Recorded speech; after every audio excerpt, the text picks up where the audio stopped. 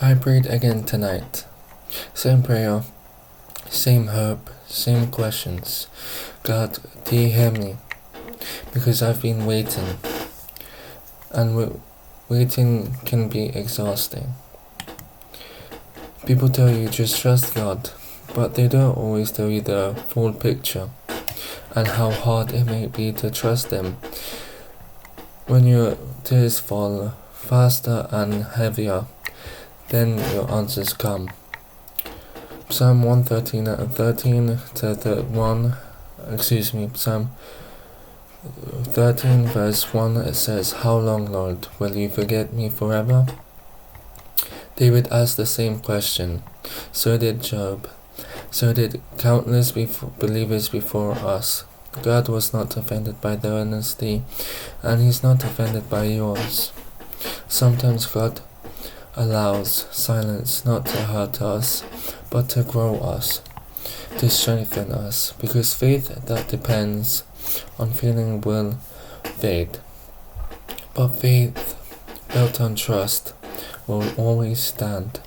2 Corinthians 5:7 says, "For we walk by faith, not by sight."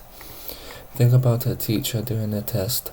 The teacher is silent, not because they've abandoned the student, but because it's time for the student to trust what they've already learnt. God is still present in the silence. He's still watching, guiding, and loving. You might feel forgotten, but God never forgets His sheep and His children. You might feel delayed, you might feel discouraged, but remember, God is never late. And you might feel weak, you might lack strength, but His strength is being perfected in you right now. 2 Corinthians 12:9 says, "My grace is sufficient for you, for my power is made perfect in weakness." What if the silence is where God is shaping your character, teaching patience, humility, and building endurance, preparing blessings bigger than you imagined, because what God is doing in you matters just as much as what He's doing for you. One day you'll look back and realize the waiting wasn't wasted, the tears weren't ignored, the prayers weren't unheard. God was working, even when you couldn't see it.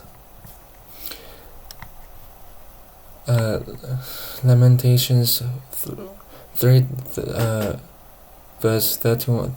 Lamentations 3 verse 31 to 32 says, "For the Lord will not cast off forever.